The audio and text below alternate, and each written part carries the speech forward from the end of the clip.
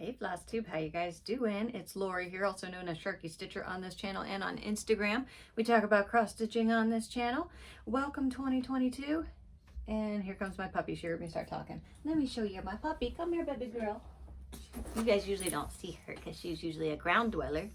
But you usually always hear her because she's quite the noisy girl. Yes, baby.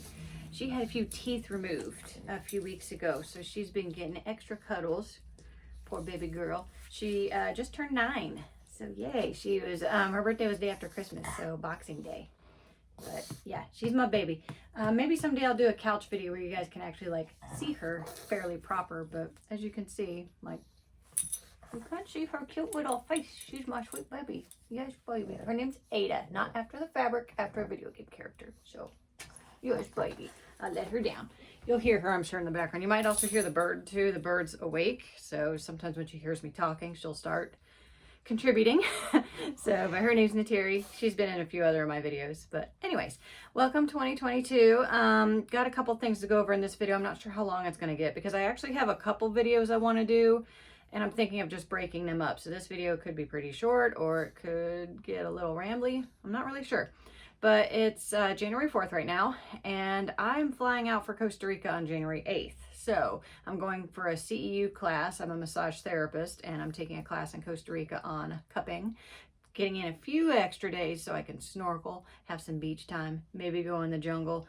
All my favorite things. There's lots of yoga there. There's lots of massage there. Oh my God, I'm going to be in heaven. So hopefully, as long as the coronavirus doesn't get me landlocked down there, because I have to pass a corona test to come back into the United States. So I'm fully vaccinated, so fingers crossed, but you know, I can still catch it, so I just don't want the test to be positive. But exciting, slightly stressful, but you know, I think it's gonna be good.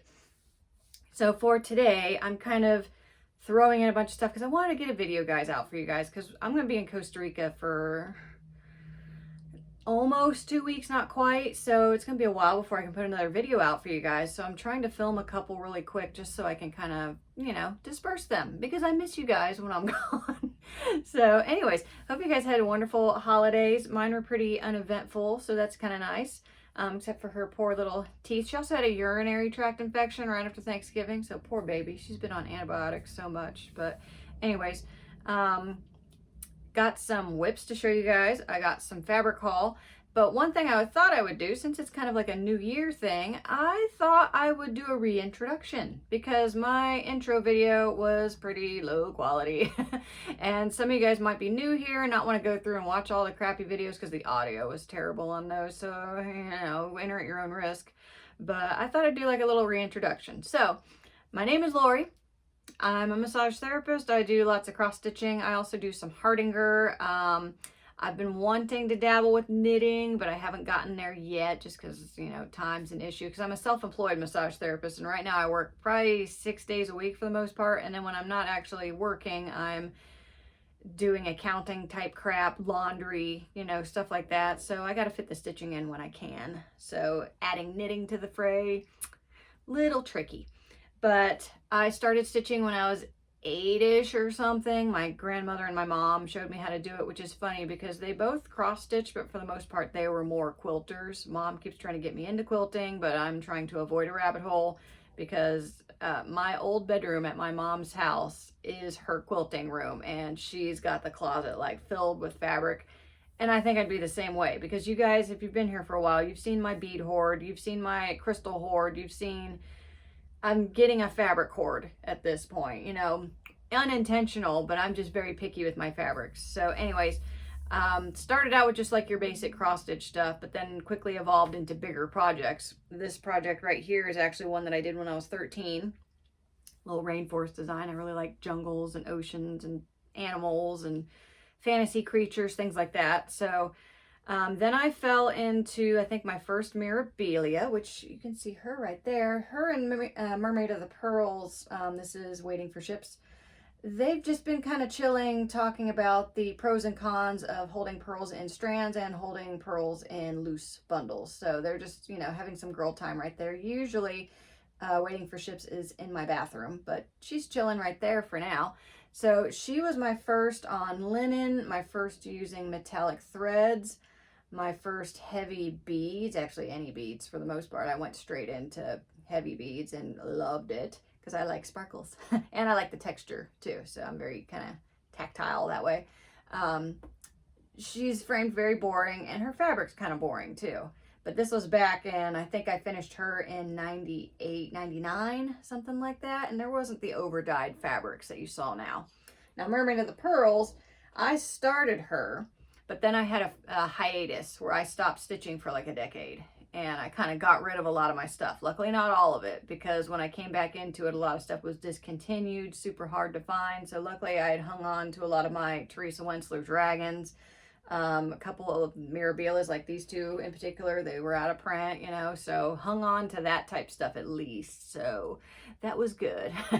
But then I went into Teresa Wentzler's, which are the heavy blends. Speaking of which, I'm putting out a video on kitting up a Teresa Wentzler just because you got to be kind of organized when it comes to using the blends to keep yourself sane. Then I got into Chatelaines, which are massive. Those use a lot of silk threads, which I love. Lots of braids, lots of treasures and crystals, and that's when I really got into Swarovski crystals. So I've got quite a crystal hoard. I have a whole video showing my crystal hoard. I've added a few since then though. So that's kind of what I usually stitch. I've also really gotten into Bella Filipinas because I love stitching mermaids. I love stitching anything aquatic. I also like fairies too. So fantasy creatures, pretty ladies, not so much pretty ladies in dresses. Like I'm usually more interested in the pretty ladies in dresses if there's a fantasy element to it, or if she's a witch. Like witches are always cool for me.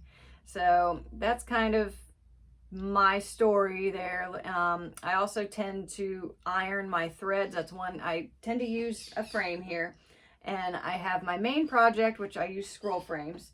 My main project is usually on the stand here at my desk. I'm a spoiled stitcher now, and I like being able to spread out all my stuff. The birdie's contributing if you hear that. I like to iron my threads, so that's one other reason I like my desk. And by iron, I mean using a flat iron here. I have a whole video on how I use this to iron my threads, so it's quick, it's fun. And then, yeah, I got my desk here, and this is the main project, and lately I've been doing what I call side quests, where I'll take a little project that I have to hold in my hands, and then I hate doing that because then it gets my neck kind of sore, so I don't like doing that too much. But then small projects are nice because then you get a finish, because I have quite the rotation of these. I'm planning on filming a whip parade, so you'll see what the rotation's looking like. Most of my rotations are big projects, so it takes a while for me to get finishes in, but I also get bored working on one project forever, especially like this is Fairy Moon. She's got a big white dress. I will be so sick of white if I sat and did her the whole time. So I like to jump around on projects a little bit. So, but I'm a cross-country stitcher slash completionist. So I like to stitch a spot and finish that spot, and then have a mini happy dance. So that's kind of my style of stitching, if you will. So, but anyways, let's get into, some of the stuff that I've bought basically. So I've got a lot of new fabric. I ordered a lot for specific projects. Let me grab this girl right here. I showed her last video. This is Temptress of the Cursed Sea by Bella Filipina. I love how gothic and creepy she is. I will probably be stitching her in the gray skin tone. Bleh, couldn't get my words out that for some reason. She comes with 5 different skin tones, and I've decided to do her on the least human color. So I think that's the one that's on the cover, is the green, not green, the gray, I think it's called. And I did have a fabric picked for her. And it's this one. And I was super happy with it, and I do still think she'll look good on this. But then I got this other fabric, and let me tell you, when I got this fabric, I was pushing up the daisies. I think she'll look good on it, but I'm still back and forth because it will go with her colors, but I'm not sure if it's going to compete too much. So here it is. Oh my God. This fabric, I was dying when it arrived. Oh my God. This is Galaxy by Mystic Fabrics. This is a fat quarter. Oh my God. So I know this is hard to tell with this design because the most thing you see in this is the background color, which I'm not too fond of. I mean, I like the fabric, but I don't like it for her because it's too off, you know, because she's cold colors and the background's hot. Like that kind of messes with me a little bit. So let's just throw this one over this shoulder. Let me grab my flosses so you guys can kind of get a better idea of what she looks like. Baby girl's snoring already. So here's the colors: grays, teals, purples. And then here's the other fabric. So, well, I think this will be good. It will make the colors pop nicely.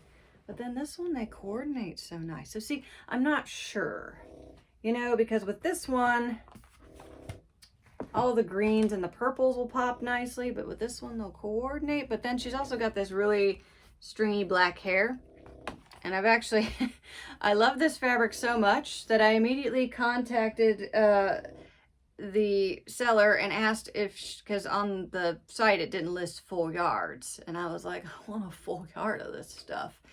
And she said, well, actually I still have the other pieces of this. So basically she said she dyes a full yard and then she'll cut it in half so she has a fat half, and then she'll cut the other half in half so she has 2 quarters. So she sent me this quarter, so she said she still had the other quarter and the half, and she could just send me those. Now, I kind of wanted a full yard because I'm contemplating using this for a chatelaine. So I kind of need a full yard because usually I need like 35 inches square, you know, of fabric for them. But when she said she still had the pieces this came from, I knew if I got those other 2 pieces, it would look like this. Because that's the problem with buying over-dyed fabrics, is you can get something and be like, oh my God, I love this. It's fabulous. It's wonderful. I want more of it. And then you order it again and it's not quite the same. Like maybe it's more green, or maybe it's, you know, more dark, or maybe there's less modeling. Like it's sometimes not exactly what you're expecting. So I wanted to get the pieces from this and have them because I really like this and I wanted it. So I might still order a full yard for the chatelaine. I'm not sure yet. It might be a little too wild for a chatelaine, but I'm kind of digging it. So I might go that way. But with this girl, I'm going back and forth. And I can't start her anyways because it's too close to me leaving for my trip. And when I start a design like this, I like to get a decent bit done before I rotate off of it. That, and I've got kind of a lot of other stuff going on stitching wise. So she's in line. She's pretty much all ready. I'm missing one braid for her, which I don't know if when I showed you guys, you might have seen this. I don't think this is not the color, but when I looked in my stash, I saw this and I was like, well, it looks good. So I'm still waiting for the purple that this is calling for, but I threw this in here just because I thought it looked cool. So I might use it instead. I like to do that. I like to do substitutions sometimes. So let's get her all put away. And then let's go into, I got some more fabric from Mystic Fabrics. And one, which you'll see in a video that I'm editing right now, it's on kitting up a Teresa Wensler. So this is Pearl. This is a neutral for the most part. It's kind of a soft gray with little bits of like sagey green. So it's a neutral, which is what I needed, and it's an opalescent. And this is 32 count linen. So, you know, it's kind of a neutral, it's slightly mottled, which is what I wanted. And this is for the Fortunate Traveler. Now, Teresa Wensler has a lot of gold in her design. So I wanted a fabric that wasn't goldy or warm, just because I'm not a gold person. When I wear jewelry, I wear silver. You know, I'm a silver person, but there is a lot of gold in Teresa Wensler's. But I wanted a little whiff of green in the background, just because I thought that'd look cool, and I wanted the modeling because then it's like a piece of parchment. But again, I wanted it colder, so I'm happy with this color. And this is called Pearl. So it's a neutral, fairly kind of sagey green. And I would say it's mostly kind of on the cold side, which is what I was going for. But I'm excited for that, and that is also on deck to get started. I think I'm missing one piece of floss, and I need to get some beads and maybe some gold braid, maybe. So that's in the pipe. All right, and I got another piece. Okay, this one's called Aurora. And this one I was kind of like, eh. You know, because it was one of those that like it looked cooler on the screen. And then when I got it, I'm like, I kind of have a lot of colors like this, so. But this is Aurora Opalescent. I pretty much mostly buy Opalescent now just because I always end up wanting it, so I'm a sparkle whore. So yeah, this is Aurora. And I'm like, meh, but I don't have anything in mind for it. I just got it because it looked cool. But it's kind of similar to a bunch of other colors that I have, so I'm not too impressed with that one. But the other two, that Galaxy, I was dead when I got that one. Okay, so speaking of the Galaxy, I may as well show you the other pieces that I got of it. So this is one of the other quarters, but I cut it in half because I've got a project going on it. So here it is. And again, that's Galaxy. So this is a now scrap. I'll have to find something to do with. And then here's the fat half, which, you know, looks just like the other piece I showed you. Oh my God, this stuff, I'm dying for it. I love it. I love me a nice dark fabric too, you know, like it's so cool. I just love it. And it's not showing up quite true. Like it's making the dark bits stand out a lot, which I've had trouble with the design that I'm stitching on this right now. And it's definitely picking up a lot of the darker elements to it, but there's lots of like greens and purples and blues, you know, very Galaxy. It looks kind of like an Aurora Borealis. And this dark, it's not like black, it's more like a deep purple. So yeah, oh, gosh, I'm trying to get it to show up proper. I mean, yeah, there you go. Now you can kind of see it. Look at it. Isn't it lovely? Oh, I love it. I love fabric that's very organic looking, like, you know, very kind of watercolor textures. I don't know if that makes any sense at all. That gets me excited. Okay, and then my order from Under the Sea Fabrics arrived. And I think I had ordered some of these in mind for Temptress of the Cursed Sea, the Gothic Mermaid I just showed you. And because I'm fighting between those fabrics, I haven't even really considered her with these fabrics, just because I'm like, I don't want to make that fight even more epic. But it was also one of those where I've wanted these colors anyways, so this one, oh, I love this, and I'm going to find something cool to do this on. This is Ursula. So this is one of her painted fabrics. So it's dark at the bottom, and it gets lighter at the top. And is it this side that I like better? I think it's this side, yeah. See, look at that organic kind of blending. I think that's really cool. And it's opalescent, of course. So yeah, that's really cool. I really like that. Very, very cool. Might do a mermaid on that, or a fairy. I don't know, not sure yet. And then I got a piece of Whimsical Winter. Now this one I had in mind for a snowy design, but now that I see it, I'm like, that's kind of a color I was looking for one of my chatelaines. So I might get more of this. This one's a more subtle than what I usually get. I do tend to get some wild colors, but this one's definitely more of a subtle, kind of a, kind of a soft seafoam, which this would definitely be good for a mermaid. And I haven't done the tosses yet, but I'm thinking of it. But yeah, this is Whimsical Winter. It looked a little bit more, like less green on the screen, but when I went back and read the description, it definitely mentioned green. So sometimes when you're buying overdyed fabrics, you really need to read the description. I love when they put what colors are in it, because, you know, screens vary. But I do really like this one. I have a couple mermaids I'm going to toss this on. And then I might get a bigger piece for a shadow. So there's that one. Then this one I didn't really have in mind for any design.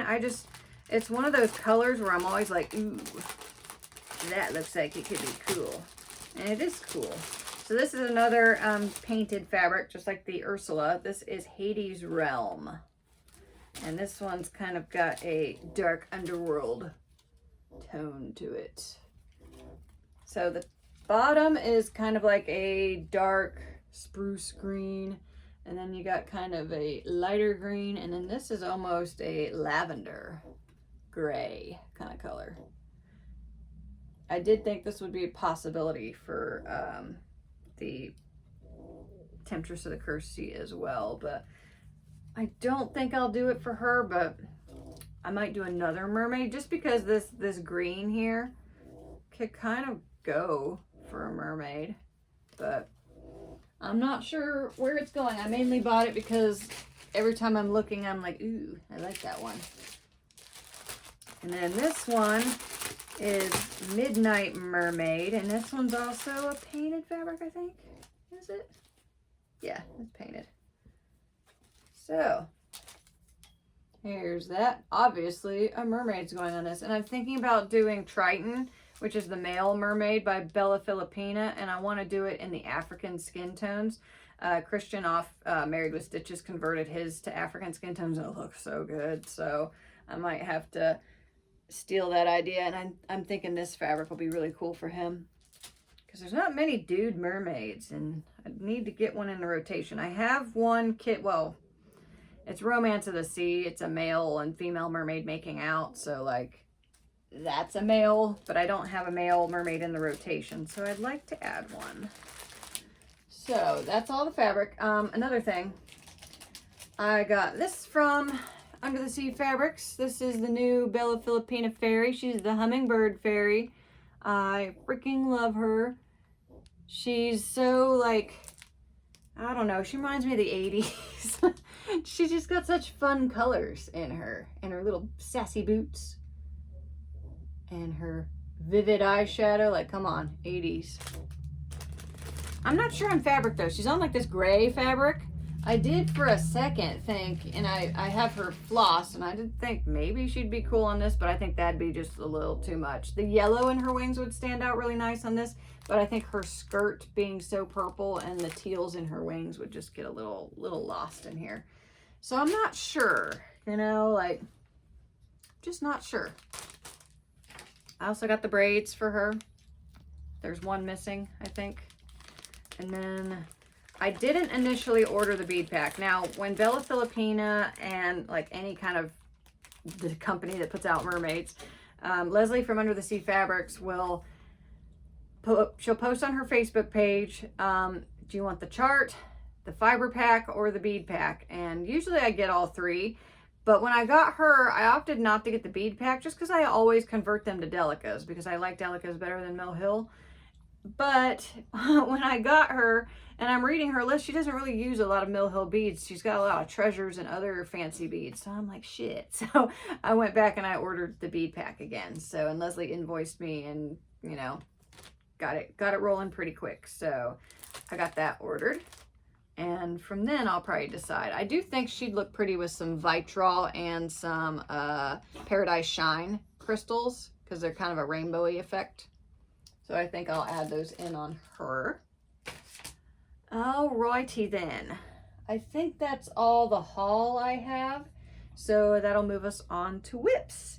So the first whip I'm going to show you is one that you guys have seen a little bit of progress on. This is a design done by the lovely Julie from Kansas City Girl in a Colorado World. This is her Luna design. I am stitching the skeleton hand in a metallic silk glow-in-the-dark thread, and then I'm planning on doing the moth in beads. I haven't gotten there yet, but let me show you where I'm at. I've almost finished the phalanges. So there's that. I've got one more finger to do. That's the little tip right there. If you guys can see it, hang on. This is probably help. There we go. So that's the little fingertip right there of the pinky finger. And then I got to do the carpal bones, and then the butterfly goes right here. I have thought of just doing the butterfly because it's like I don't have to move this fabric, so I won't have to worry about squishing them. But I know once I start them, I won't stop. So I kind of want to do the boring part first and save the fun part for last. So, but I'm happy with that. I was kind of hoping to finish that before New Year, you know, have one last finish for 2021. But that just didn't happen. So there's that. And then I did finish these before New Year, which these are teeny weeny. But so I stitched this one first, and I didn't use the recommended threads. This is a Etsy Designs. Isn't it perfect? Like, this is the coronavirus and this is the vaccine. I just think that's funny. It certainly sums the year up, I think. So I didn't do the dumpster fire for 2020, and now I kind of wish I did. So I might just stitch that real quick, and then like 20 years from now be like, oh yeah, I stitched that during 2020. Who's gonna know? But anyways, I did this one first, and I like the colors. I used some, let's see here. This guy from DMC, it's a okay, there's a word that I have a trouble pronouncing, and it's variegation or variegated. I'm not sure where the emphasis is on it, so sometimes I'll just say over dyed or multicolored thread. So that's a little Achilles heel for me there. But I used this for the red, and I have a green one somewhere that I used for the green. But so I did this one first, and then I decided, you know what, I want a sparkly version, and I wanted to do the little beads. Gosh, you guys can't even really see that. Wanted the beads on the coronavirus there, because then it looks all textured. There's some beads up in these things too. But I wanted to do a sparkly version, so I did a sparkly version. I actually nicked some of the metallics from my Rainforest Lace by Chatelaine, because I didn't have any sparkly green that I like the color of enough, so I kind of stole this from one of my Chatelaines, and hopefully I don't run out when I'm working on the Chatelaine. So, but I finished those, and I'm planning on stitching this one into an ornament for my mom, and this one's going to go to my sister-in-law and my nieces. So, yep. Just be finishing an ornament. So I'm saving space down here for probably one more of these for me. And then there's another design that's about the same size that I wanted to just stitch real quick. And I thought, I'll just stitch them all in this one piece. Because typically I don't use boring fabric. I like colors. But for ornaments like these, I thought it was fine, you know, so. And this is just the cheap basic stuff that you get at, I think it's 32 count from Joann's, the stuff that comes in the bag, like just the basic stuff, which I rarely grab, but for cases like that, I'm cool with it. And then here's my big side project. This girl, like, oh my gosh, like when I got her, I was dying. I'm like, you're so gorgeous. I love you so much. So this is Nora Corbett, aka Mirabella, same designer. Pisces. Zodiac girl. I'm a Pisces, and I was dying when she came out because I thought she was just so pretty. And at first I was going to do her on a more subtle fabric. Actually, I have it right here, so I'll show it to you. And I might still do her on this fabric just because I'm curious, because they're kind of two totally different things. So this is a 27 count Linda. It's like an even weave. I got it from, you guys have seen me share this seller, Crazy Hamster is kind of the name of it, but she has a eBay page, and I had gotten this fabric, and it's just kind of grays and greens and stuff like that, and you can see here's some of the threads.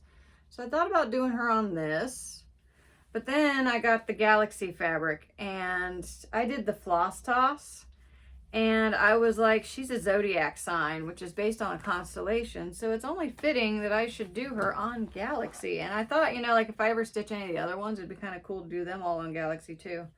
But anyways, here's where I got on her. Oh, look at her face. Isn't it so gorgeous? I stitched that first just because I wanted to see how she looked. I was concerned about her hair too, because her hair is pretty dark, and there are parts on this fabric that's kind of dark. But if you see, I kind of aimed for her to land where most of the dark part is where her chest is. And I made sure there was a light bit right around her head. And I love her hairdo. It looks so cool. But yeah, that's as far as I got. I did her face because I'm stitching the skin over one. And that's not my favorite thing to do. So I did the face, but then I was like, I want to do something other than over one skin. So that's when I started jumping around on the other little bits there. And I'll probably have them done before I finish her skin. So I'm not saving the fun part for last. Well, that's not true. There's some beads on here. And I'm thinking these spots right here, they're supposed to have beads in them. But I'm like, that's the perfect size and shape for a bicone crystal. So I might throw some of those in there. That, and she has no metallics. I mean, this fabric is opalescent, but ugh, I love her. I think she's gorgeous. And I think it's funny too, because when I hold her up for the camera, it tries to like zoom in on her face, like it recognizes it as a face. And what's cool about her too is like you don't see too many Mirabella's, Nora Corbett's where they're square facing the camera. Usually it's a profile, and usually their eyes are closed. So I think this is one of the first time I've stitched eyes on a Mirabella or Nora Corbett, which I haven't stitched a lot of them. So I'm sure someone's like, oh, I've done that plenty of times. It seems like she's switching things up a little bit. But God, isn't she gorgeous? Oh, can't wait till she's done and beat it. I also like that her top kind of, it reminds me of a ballerina costume. I don't know why, but I just think that's cool. So that was all my side projects. As you can see, I had a lot of them. Usually I don't have that many side projects going on. And again, side project is when it's something off the main frame, you know, a little side quest. So that brings us to Fairy Moon. So I showed you her last time. I really don't think I've made as much more progress on her, other than I've gotten a little further on her wing. God, this fabric, isn't it gorgeous? Oh, love it. So here she is. I've gotten to the tip of the wing, so that's cool. Can you guys even really see it? I can't see it, but right here is where the tip of the wing is.